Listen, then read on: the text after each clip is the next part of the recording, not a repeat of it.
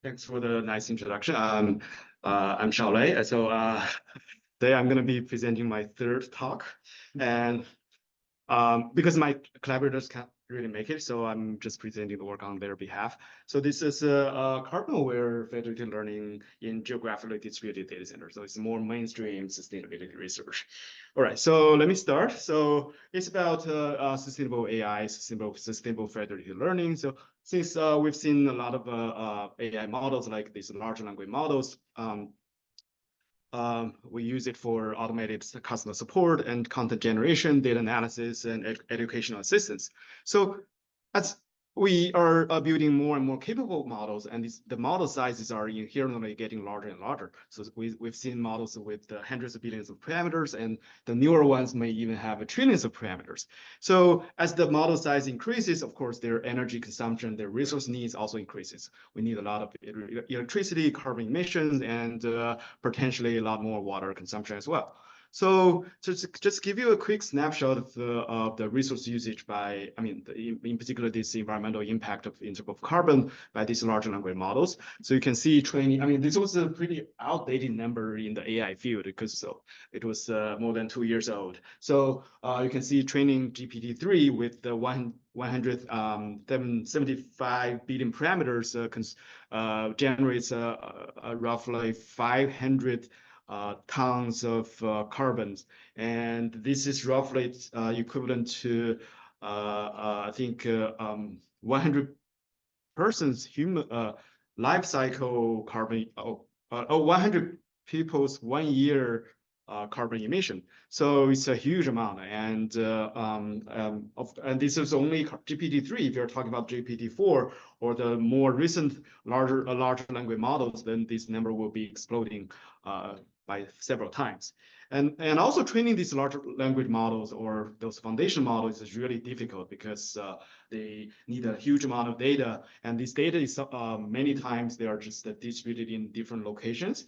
So we need to train the models in different data centers because the data, you can't really easily move the data from one location to another, not only for technical reasons, but for some legal constraints. For example, due to the data or digital sovereignty laws, moving the data out of the border is sometimes prohibited. And also different data centers or different data sources have non-IID distributions due to the cultural differences, the local trends. People in Singapore care about one thing, people in the US care about something else. And this has a huge impact on the data imbalance or non-IID data distribution for different locations.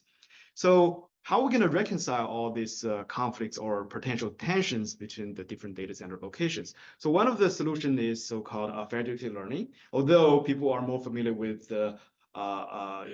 federating mobile devices or edge devices for learning, but actually federated learning is very broad concept that applies to training the model over different data centers. So the concept of this federated learning is fairly simple. So essentially, we have different locations or different nodes, and each of the nodes has their own local data set, and they train the model locally, and then they upload either the weights or the gradients to a central server, and this central server will do some sort of aggregation. So either, again, in terms of the weight or the gradients or other type of aggregation rules, and then they come up with the global model. This global model will be then sent back to each individual nodes, and then for local updates again. So this process will iterate several times until convergence. And this, a real example is the Google's recent Gemini Ultra model. So this model was trained over multiple data center locations. And this is so clearly shows that when we use federated learning, we're not only using mobile devices, we're also using large scale data centers for federated learning. But the challenge, as I mentioned, is non-IID data patterns. So this data is due to the non-uniform distribution of the data distributions, you need to sort of be represented enough so that all the parties, all the nodes are having enough weights in the final model aggregation. And also another challenge is the performance. So how are you gonna make sure all the different nodes when you train the global model, eventually the performance on different nodes will perform reasonably well on each of the nodes. And another problem, as you know, as of course this huge amount of carbon emission. So how do we cap the carbon emission for the training process? And this is particularly challenging in the sense that different locations have their own spatial distribution in terms of carbon intensity, and also is temporally different. So this variability is it's very hard to predict accurately. So this is just a snapshot of the carbon intensity variability for 4 different locations: Greece, Poland, Estonia, and Kentucky state in the US. So you can see they look more like a random things. So it's really hard to predict the carbon intensity over in the future. And also when we train the model, especially for this large foundation model, it could take several months or even longer to finally converge. So in this paper, we're trying to study how we can improve the model performance under a certain carbon budget. So this is what we call carbon-aware federated learning. It has a very nice acronym. It's a CAFE. So the CAFE framework has 3 different three different components. One is the probing. The other one is client selection, and then finally local training. So I'm going to introduce each of the stages one by one. So we start with the probing. The probing is that when you do the federated learning, you want to select some of the clients for participation. Then you need to know what is their contribution, and you want to be represented enough. But you don't want to select all these nodes for participation in order to reduce the resources. So you have to estimate what is their potential contribution in this model update round. So to know this estimate, we're using this probing. So this is the process is like this. So we send out this global model to different nodes, and each of the nodes will use a small percentage of their local data, epsilon percent of the local data, to perform some mini batch training to have like a simple estimate of the gradient update, and then communicate this mini batch estimated gradient to the global model for further processing, for further selection. And so based on the probing results, we're going to select a few nodes to do the actual training. So those selected nodes will be performing local updates for the next round, but then those non-selected nodes will be sleeping for a while after probing. So, but then if you select a few nodes for participating in the model updates, then the problem is how do you select the participating data centers? On the one hand, you want to select as many as possible. On the other hand, you want to select as few as possible to reduce the resources. So to reduce, because if we select more, you're going to have a better representation of the data distribution in different locations. And if you select fewer, then of course you're saving resources. So the way that we select the nodes is using these rules. So essentially, it looks fairly complicated, but the intuition is that we have to select a few nodes that are able to represent those non-selected nodes. So the non-selected nodes is gradient Fi, and the selected one is the gradient Fj. So the distance is, if it's smaller, then we say that the selected nodes are better representative of the non-selected nodes. And this gradient, again, is from the probing result. So it's not the actual gradient. It's because the actual gradient is only available after you perform the local model training. So this is just a estimate based on the probing, and that's it's a mini batch, small overhead. So once we have this rule, once we have this model selection, you might be wondering why we're not using the final loss function for client selection. The reason is you don't really know the loss function in the end or after the actual training. So we're using this representation rule to serve as a proxy for the final loss. Because if you select the gradients that are able to represent the whole gradient as if all the nodes are participating, then this should be a fairly good metric for your and leading to a better accuracy in the end. So that's why we use this as a proxy utility function. We try to maximize this utility and give a certain carbon constraint over the whole training process. And our decision is in the client selection, it's just very simple. It's a binary decision. We try to select which of the nodes will be selected to participate in the training in the actual training. So it's well, because there's you see there's a long-term carbon budget constraint, and it's you can use using the Lagrangian relaxation, and then you introduce a dual variable. To update the dual variable, you can use one of the well-known, well-established approaches to use a Lyapunov optimization approach. And in this work, we're using this Lyapunov framework. And although it's, I think you can actually extend this Lyapunov to other mirror descent based approaches. Instead of using the quadratic Lyapunov function, you can use the other type of Lyapunov function as well. So, but anyway, in the paper, they're using the quadratic Lyapunov function, which is fairly standard based on Michael Neely's work.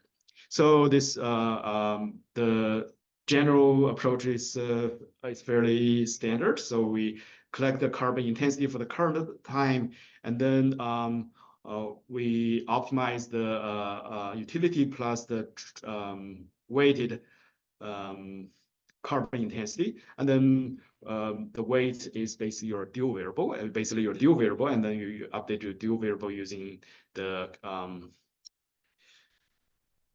it's an additive update, so it's I won't cover the detail, but it's very standard.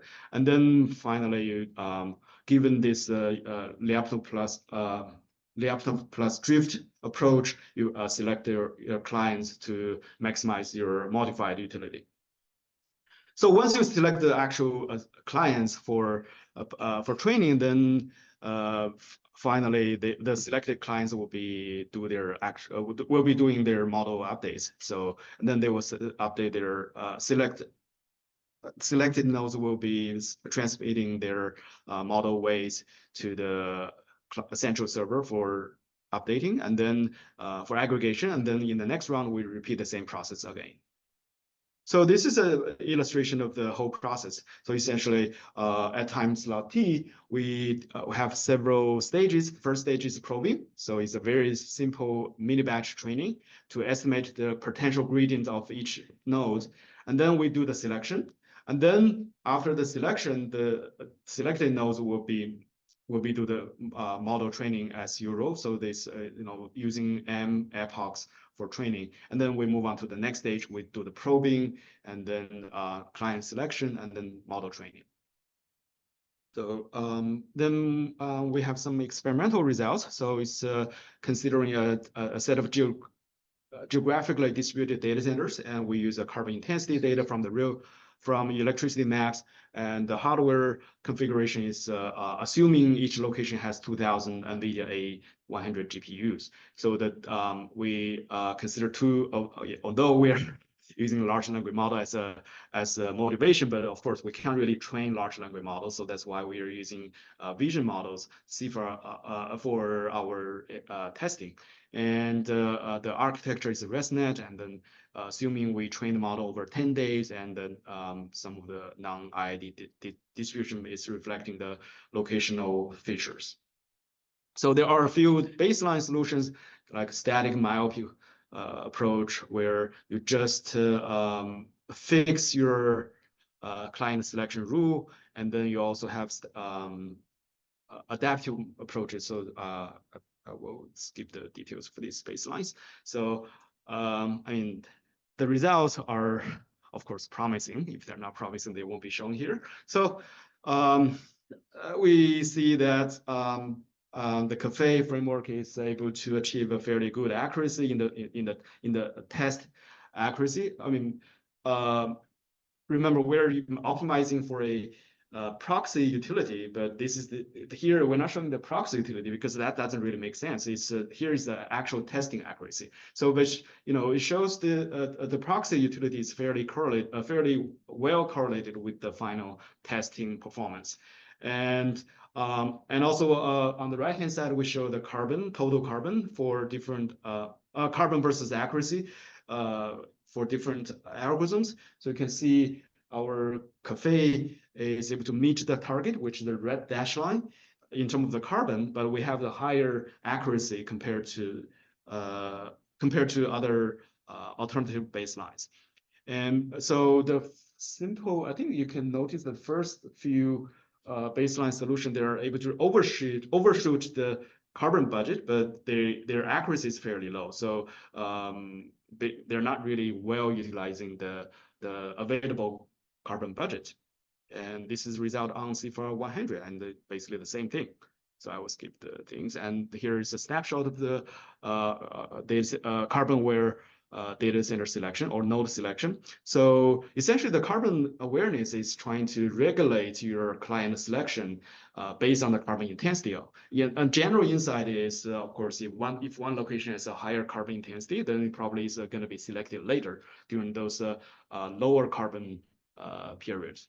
So you can see for 4 different locations: Estonia, Japan, Texas, and Turkey. So in general, the blue line is the carbon intensity, and the red dash line is the number of times they are selected. So you can see, let's say, the Estonia, the first leftmost figure, when the carbon intensity is high, the red dash line is high. Oh, sorry. The blue line is high, then the red number goes down because that location has a higher carbon, then it's probably better to wait when the sun comes out. All right, so that's the end of my talk. It's I'm right on time, I guess.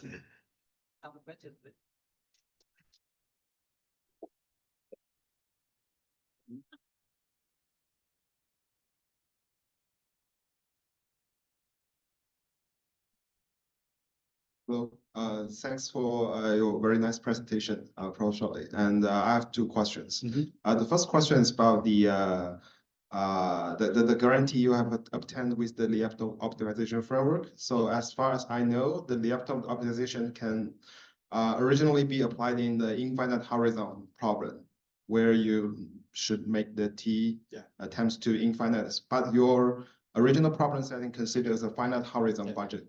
So how can this guarantee be directly applied with the standard Lyapunov optimization framework? Okay. So the first, I mean, you're talking about this IID setting for Lyapunov framework, but actually they can be extended easily to this like a finite time horizon. So of course the performance bound is slightly different as compared to the IID setting, but it's roughly the same. And also one question which you didn't really mention, but I think it could be relevant, is the needed approach doesn't really strictly guarantee the carbon budgets or the constraint satisfaction. But actually, if you can, in this one, we're not considering the hard carbon budget, but if you do somehow have a hard budget constraint, that can be easily dealt with as well. So there are some recent work from my group and also from Columbia. So we're trying to study the hard budget constraint as well. But anyway, that's a sort of a relevant, orthogonal to the paper. But yeah. I see. Okay. And my another question is about the problem setting you have mentioned. So in your setting, you consider geographical load balancing problem, but have you considered the communication overhead? Here is we're not balancing the data because as we mentioned, the data, due to the data sovereignty laws of privacy concerns, you can't really move the data from one place to another. So we're just updating the, transmitting the model update, a model weight. I think this is using FedF. So it's a model weight. It's not really the data. So the communication overhead is the same as the traditional or the other type of federated learning. Yeah. Okay. Thanks. Any more questions?